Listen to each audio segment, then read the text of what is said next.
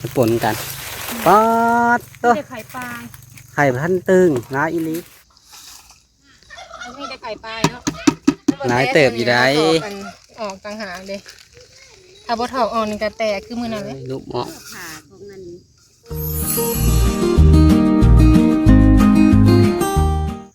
โดยสบายดีเด้อพี่น้องเด้อปลาตัวเหือเต็มหน้าพี่น้องพวกเมื่อนี้ก็อยู่ป่าอยู่ดงคือเก่าพี่น้องเอ้ยพากันมาหากินคือเก่ามาแหน่ไข่มดแดงแถวเก่านี่แหละบนเฮาแหน่บ่เบิดเห็นเฮาแหน่เมื่อก่อนนะมันยังหลายห้างอยู่ก็เลยเข้ามาผัดเพิ่นอยากแหน่แน่แล้วเพิ่นเข้ามาเลยเฮากลับมาซ้ำแถวเก่าโอ้น้องละตีมาแล้วเพิ่นเพิ่น มีแต่ไข่ปลามัน ให้ปลายวะ แม่ไม่ขาดออกไปเลยอ้าวหนูว่าไข่ปลากัน เอาแล้วแหละ ทั้งหนังห้างหลายสบายดีเด้อ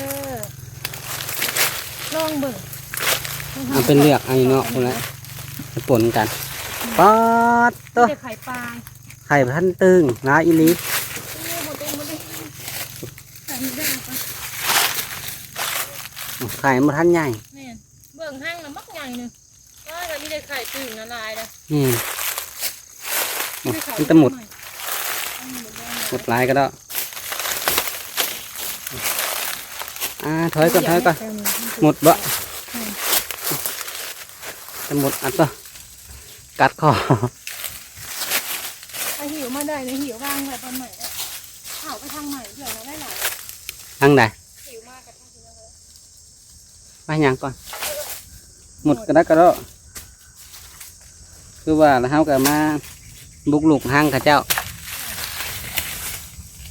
เรากับป้องกันครบเฮาคือกัน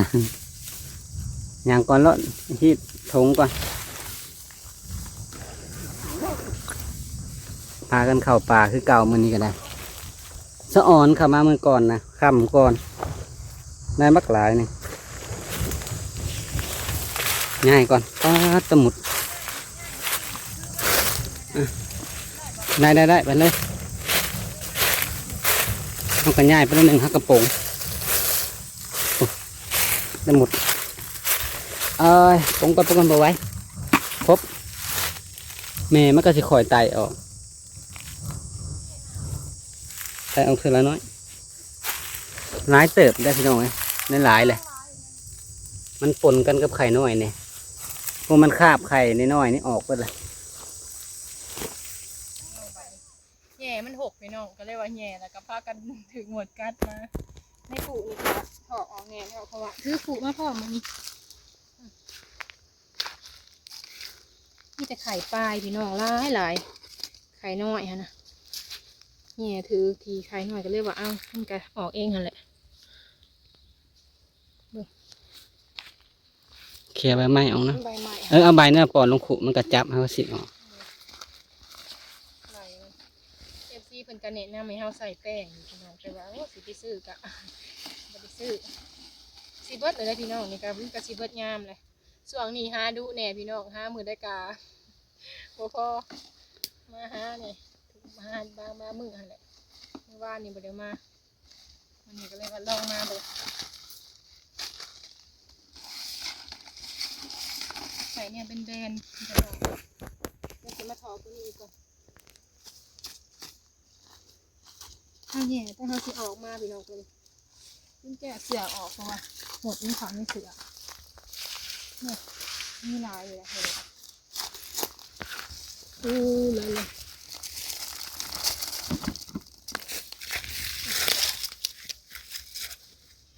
เก็บใบไม้ออกมานี่ หลายเนาะ หลายเติบเลย เอาไปง่ายไปนี่ ตะหมุดยางข้างใดก็เต็มไปเบิด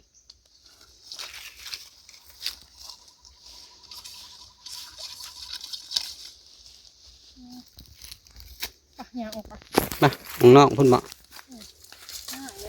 เอาเครื่องก่อนเครื่องก็แก้ทิ่มไปตามเดินนี่เลยมันหนุ่งบ่ได้ทั้งหมวกทั้งหยางก็ได้ เ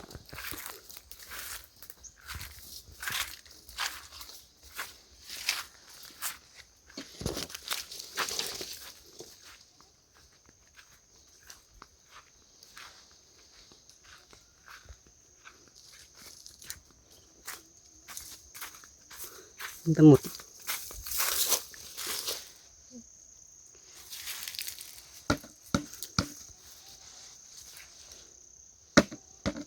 เอาเกี่ยวใหญ่เอา มันเคาะเอานะเต็มเบ็ดเลยดิ มันจะมีแม่ตัวตื่นอยู่ดอกเนาะ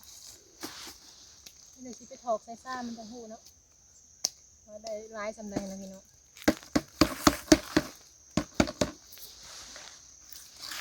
ง่ายบอลอีกมันเต็มแล้วงูยากไว้นอกกันแปลน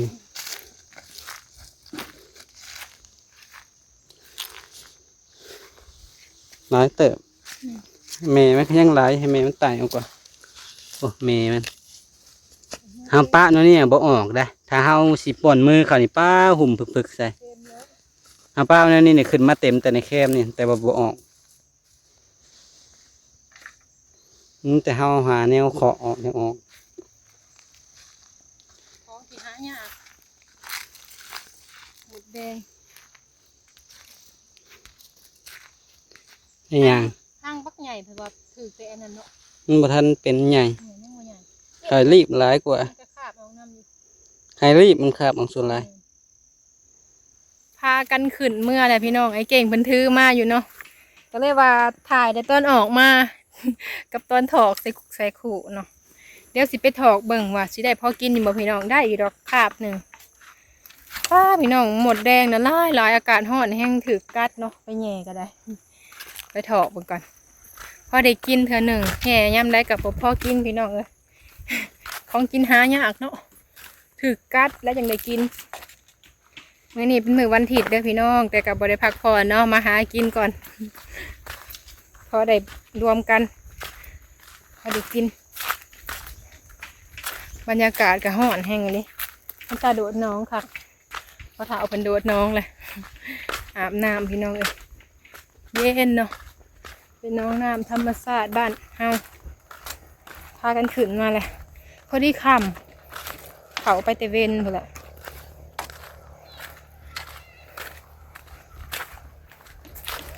ที่พอคนพี่น้องบาดนี่นางพากันดีแล้วห่อนนี่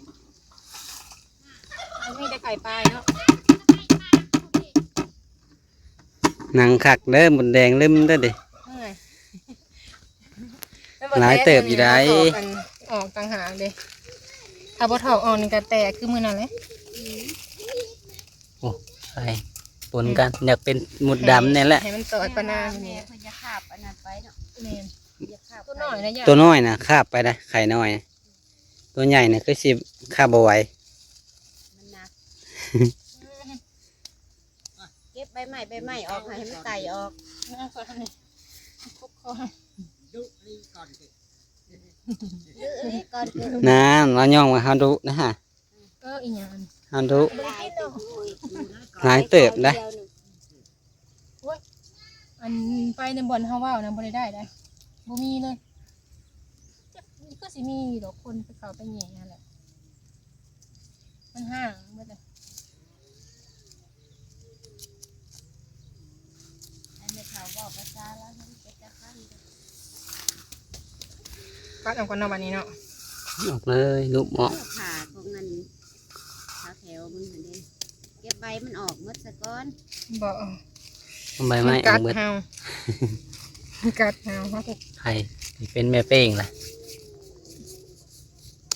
หมุ แม่ นเบิด เป้ หน้าง ง มือนี่เผื่อสิได้กินเนาะ คิดฮอดยามใส่เบ็ดอยู่เซ่อยู่ของนะส่วน ส้นสูงนี่คือกิน มันเป็นแม่เป้งนะเอาไปเสียบเบ็ด เผื่อสิได้กินป้าง่ายก่อนพี่น้องบาทนี่ ง่ายๆตลอดได้ เอาเก็บออกก่อนเด้อแป๊บนึง เอาใบไม้ใส่เนาะ แม่น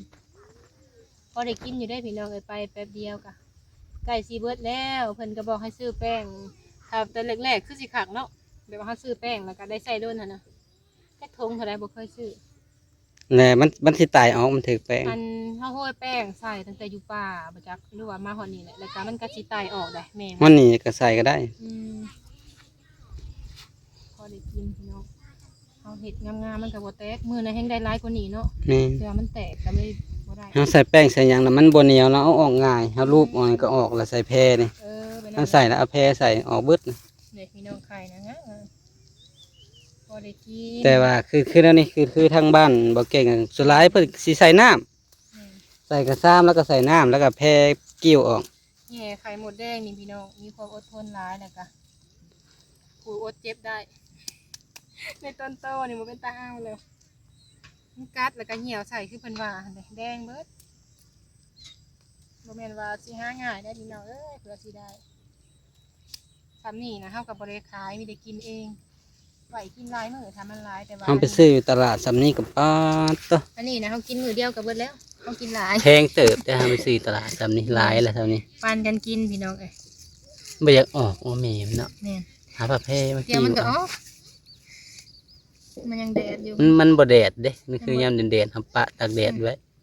หากมันบ่แตกมันก็ออกอยู่เลยเย็บออกหนึ่งส่วนคอยคำลุงแรงหาทุกมือก็กินทุกมือพี่น้องจักหมากอีหยังอันนี้มันอยู่น้ำไข่เลยบ่ได้ หมักนะหมักหวนเฮาแหน่ไปมันหล่นใส่ แม่นบ่ เฮาแหน่ไปใกล้ๆแล้วมันถึงเงียบห้างถึกใกล้ๆหมักหวน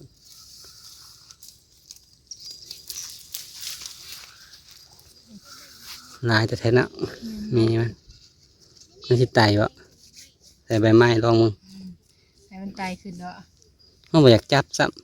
ำมันถ้าเอามือเดะเข้าไปน่ะไว้เถอะ ฝั่งไทยเพิ่นว่าแพงพี่น้องอยู่ฝั่งไทยนะอยู่บ้านเฮากาแฟแพงได้กล่องละ30กะน้อยเดียวนี่30กะมีปนกับไข่รีบนี่แหละขาดเป็นโลนะสิมีแต่ไข่ตื่นแต่เป็นเห็ดเป็นโลมันจะหายากคือเฮานี่แหละเนาะว่าสิได้ มาแถวนี้นะพี่น้องบ่เคยเห็นเด็กน้อยเป็นมันใหญ่ไข่หมดแดงมีแต่ผู้เฒ่า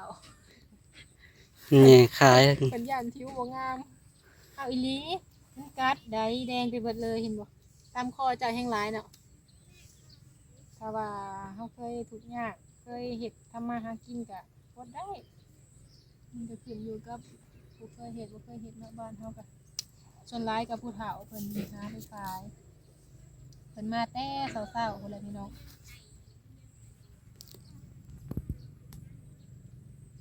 บ่ได้กินหาก็ถ้าบ่หาก็บ่ได้กินพี่น้องคนเฮาเนาะ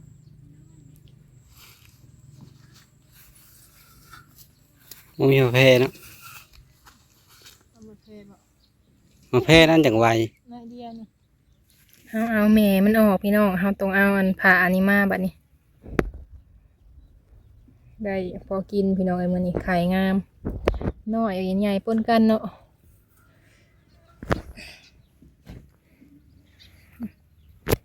หมักอยู่แบบนี้เฮาต้องเอาผ้ามาปกแล้วก็สั่นออกวางใหม่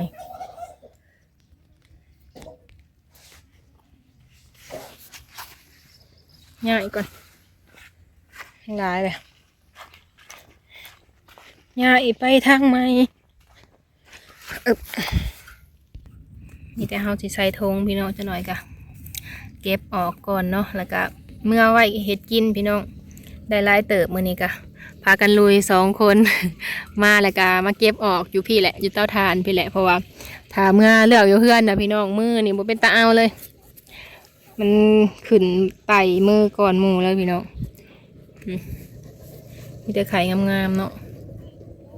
ไข่ขาวไว้ซั่วอยู่พี่น้องไข่หมดแดงธรรมชาติยามคอยคำลงแรงกับอยู่เตาถ่านเนาะเพิ่นมาแต่ตัดไม้ได้พี่น้องทางนั้นกะบรรยากาศคำมาแล้วก็บดพี่น้องยามเว้นน่ะป้าอ้าวเป็นอ้าวเลยฮ้อนคักเขาเลือกแม่มันออกเบิดแล้วพี่น้องเนาะเขาก็สิมาใส่ถุงบัดนี้ต้องเก็บแม่มันออกให้เบิดก่อนมันจังผสมพี่น้องเมื่อไหวกะฮุบใส่ถุงยางได้หลายเติบเนาะไข่มันบ่แตกพี่น้องมื้อนี้ก็งามแหน่ไข่น้อยรวมกันหั่นแหละถ้าว่าเฮาแย่แบบแห้งพวกเฮาน่ะเคาะแห้งแล้วมันก็แตกพี่น้อง มันสิบ่งามเนาะคือมื้อนั่นแหละแต่ว่ามื้อนี้ก็พอดีกินพอดีงามเนาะพอได้กินเทื่อหนึ่งพี่น้องอันนี้ก็เลือกก็ใช้เวลาโดนเติบพี่น้องเพื่อสิเลือกแล้วไข่หมดนี่ก็เป็นสิ่งที่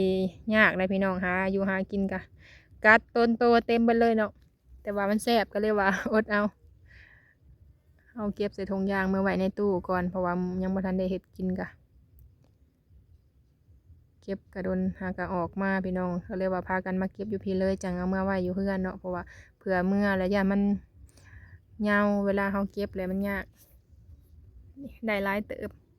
ใส่ถุงยางเหมือนเมื่ออะไรจังสิเปลี่ยนถุงใหม่เนาะใส่ถุงนี่ไปก่อนเอามาเลือกอยู่เตาถ่านพี่แหละเลือกแม่มันออกไปส่งสหามอันกระโตกประบนก่อนยืมของเพิ่นมาออกมาพี่แหละพี่น้องบ้านนี้เขาเก็บไข่หมดแดงใส่ทงแล้วแหละเขาดีอยู่ห่างกันเปิดเพลงหน่อยหนึ่งเนาะได้ไล่เติบเนาะเด็กพอดีกินพี่น้องเลือกเรียบร้อยแล้วพอดีไอ้เก่งคนได้อันกบพี่น้องไอ้ได้กบเป็นโตนสองเนาะ แมน ได้กบ2 โตพี่น้องแล้วก็มีกระปูน้ำสิเมื่อค้างไว้ยังบ่ทันได้เห็ดกินเนาะอันนี้ก็สีไว้ในตู้แล้วพี่น้องพอได้กินมื้อนี้ก็ได้กบ2 โตแล้วก็ได้ไข่มดแดงพี่น้องอาหารบ้านเฮาพากันหมุนป่าพี่น้องพ่อแขนบ่เป็นตาเอาแก้เสือเพราะว่าอากาศนะร้อนแห้งอย่างนี้ก็เลยนุ่งเสื้อแขนสั้นออกมาทางนั่นแหละพี่น้องเฮาก็สิพากันกลับในบัดนี้ค่ำแล้วพี่น้องพวกตะเว้นก็สีแดงเนาะงามแม่งดีทั้งหลายเป็นกระขวัดทานอยู่เพื่อนพุ่นแหละพี่น้องเฮาก็มาหากินเป็นกระขวัดทานแต่เช้าพุ่นแหละจนค่ำ โดยเอาจังใดมีแต่ว่าคลิปนี้ก็สิขอลาไปก่อนเด้อพี่น้องเด้อเนาะค่ะพบพ่อคลิปหน้าเนาะโดยคลิปนี้ลาไปก่อนเด้อขอกล่าวคำว่าสบายดี